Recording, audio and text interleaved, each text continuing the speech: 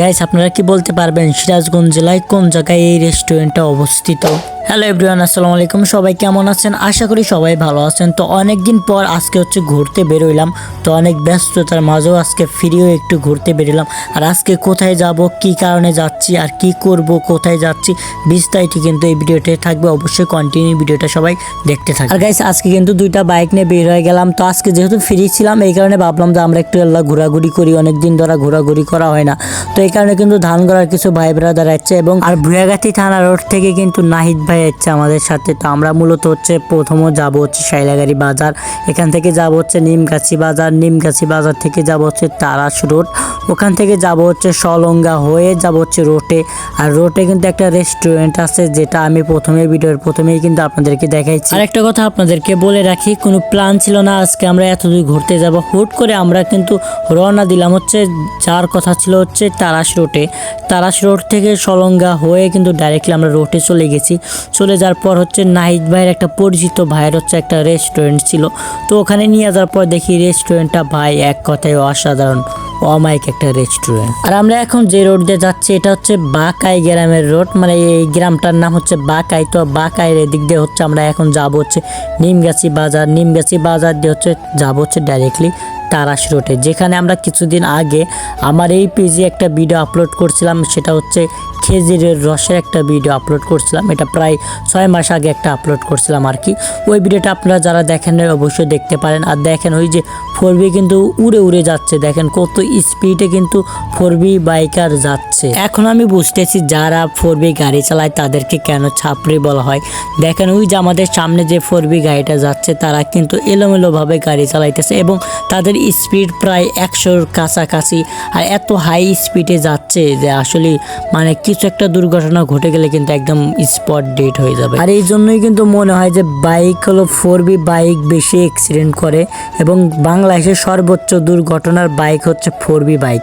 আর 4B বাইকের যেহেতু অনেক টান আছে, অনেক পাওয়ার বেশি, টর্ক বেশি, আর এই জন্যই কিন্তু বাংলাদেশে বেশি দুর্ঘটনা ঘটে। দেখেন আমার কাকু কিভাবে যাচ্ছে। আর গাইস দেখেন এই রাস্তা কিন্তু কত সুন্দর, এক কথা কিন্তু অমাইক। এটা কিন্তু শাইলাগাড়ি থেকে ডাইরেক্টলি গেছে নিমগাছি বাজারে। আর গাইস সামনে কিন্তু একটা কোয়ার্টার আছে, আর কোয়ার্টারের নাম কিন্তু নয়া পুকুর। আর এই জায়গাটা কিন্তু এক কথায় অমাইক।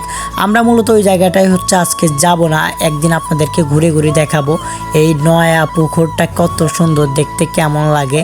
আর দেখেন কিভাবে এলোমেলোভাবে গাড়ি চালাইতেছে, হাই রে হাই। আর গাইস এখানকার রাস্তা কিন্তু একটু ভাঙ্গাচোরা আছে, দেখেন কত পরিমাণ ভাঙ্গাচোরা, মানে সিম্পল, বেশি ভাঙ্গাচোরা নাই, তবে এখানে কিন্তু বিপজ্জনক।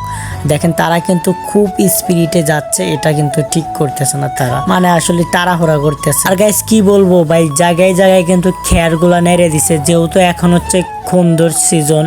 আর এই সিজনে কিন্তু যাদের খেয়ার আছে, যাদের ধান আছে, তারা কিন্তু ধান ভাঙ্গায় খেয়ার কিন্তু ডাইরেক্টলি রাস্তায় পরে নেড়ে দেয়। এটা কিন্তু ঠিক করে না তারা, ভাঙ্গাচোরা রাস্তা থাকলেও কিন্তু টের পাওয়া যায় না যদি খেয়ার নেড়ে দেয়। আর গাইস আমি যে গাড়ির উপরে উঠছি ওই গাড়িটা কিন্তু পিছনের ব্যাক পার্ট খোলা, এই কারণে কিন্তু ক্যাদো একদম সিটা সিটা লাগতেছে।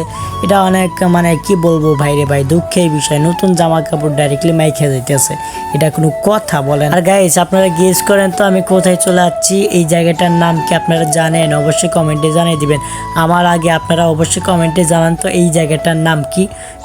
3 সেকেন্ড সময় দিলাম, আপনারা একটু বলেন, দেখেন এই জায়গাটা চেনেন কিনা। আর গাইস এই বাজারটার নাম নিমগাছি বাজার। আর আমরা এখান থেকে ডাইরেক্টলি চলে যাব তারাস রোডে।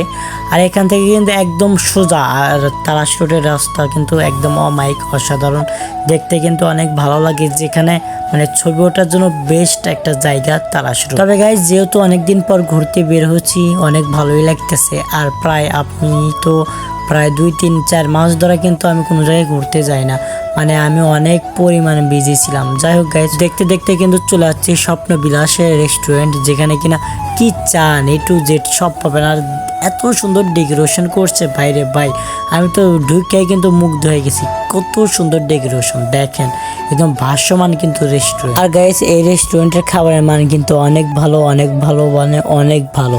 আমি যতগুলা রেস্টুরেন্টে খাওয়া দাওয়া করছি তার থেকে বেস্ট রেস্টুরেন্টের খাবার মনে হলো এই রেস্টুরেন্ট।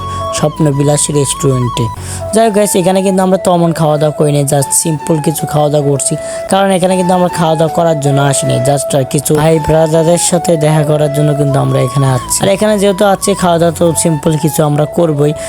তার আগে আমাদের ভাই ব্রাদার আছে, তাদের সাথে একটু দেখা করি, কথা বলি। আর গাইস, আজকে কিন্তু অনেক পরিমাণ ঘোরাঘুরি করছি, সর্বোচ্চ ঘোরাঘুরি করছি। এই দিনটা সারা জীবন মনে থাকবে ইনশাআল্লাহ। যাই হোক গাইস, আমরা কিন্তু এই রেস্টুরেন্টে এসে বসে আছি চুপ করে, কারণ হচ্ছে আমরা কোনো খাবারই অর্ডার দিই নাই। আসলে যে কারণে আমরা এখানে আছি, একজনের সাথে দেখা করার জন্য এখানে আছি। তো যে রেস্টুরেন্টের মালিক, তার সাথে কিন্তু দেখা করার জন্য আসছি, তার নাম হচ্ছে সবুজ ভাই। যাই হোক গাইস, আজকে ভিডিওটা এই পর্যন্ত। কেমন লাগলো অবশ্যই সবাই একটু কমেন্টে জানিয়ে দিবেন। টাটা, বাই বাই, আল্লাহ হাফেজ। অবশ্যই খাওয়ার একটা রিভিউ ভিডিও অবশ্যই পাবেন স্বপ্নবিলাস রেস্টুরেন্টের থেকে। বাই বাই, টাটা, ধন্যবাদ সবাইকে।